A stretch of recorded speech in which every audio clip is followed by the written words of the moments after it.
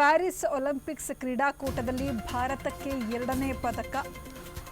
10 metre air ಪಿಸ್ತೂಲ್ ಮಿಶ್ರ team ಸ್ಪರ್ಧೆಯಲ್ಲಿ ಕಂಚಿಗೆ ಮುತ್ತಿಟ್ಟ ಮನು ಭಾಕರ್ ಸರ್ಬೋಜಿತ್ ಸಿಂಗ್ ಜೋಡಿ. ಕಂಚಿನ ಪದಕಕ್ಕೆ ಮುತ್ತಿಟ್ಟ ಮನು ಭಾಕರ್ ಸರ್ಬೋಜಿತ್ ಸಿಂಗ್. ಮಹಿಳೆಯರ 10 ಮೀಟರ್ ಏರ್ ಪಿಸ್ತೂಲಲ್ಲೂ ಕೂಡ ಮನು ಪದಕವನ್ನು ಗೆದ್ದಿದ್ದಾರೆ. ಹೆಮ್ಮೆಯ ಮನು ಭಾಕರ್ ಕುರಳಿಗೆ 2ನೇ ಕಂಚಿನ ಪದಕ ಇದು. ಪ್ಯಾರಿಸ್ ಒಲಿಂಪಿಕ್ಸ್ 2024ರಲ್ಲಿ ಭಾರತ ಮತ್ತೊಂದು ಪದಕವನ್ನು ತನ್ನದಾಗಿಸಿಕೊಂಡಿದೆ. 10 ಮೀಟರ್ ಏರ್ ಪಿಸ್ತೂಲ್ ಮಿಶ್ರ ತಂಡ ವಿಭಾಗದ ಸ್ಪರ್ಧೆಯಲ್ಲಿ ಸರ್ಬೋಜಿತ್ ಸಿಂಗ್ ಮತ್ತು ಮನು ಭಾಕರ್ ಜೋಡಿ ಕಂಚಿನ ಪದಕಕ್ಕೆ ಮುತ್ತಿಕ್ಕಿದೆ.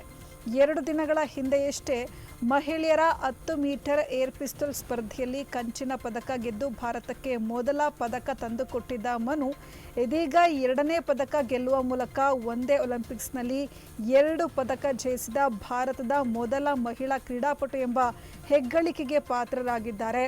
ಇದಕ್ಕೂ ಮುನ್ನ ಮಹಿಳಾ 10 ಮೀಟರ್ ಏರ್ ಪಿಸ್ತೂಲ್ ಸ್ಪರ್ಧೆಯಲ್ಲಿ ಮನು ಭಾಕರ್ ಅವರು 3ನೇ ಸ್ಥಾನ ಅಲಂಕರಿಸುವ ಮೂಲಕ ಕಂಚಿನ ಪದಕ ಗೆದ್ದಿದ್ರು.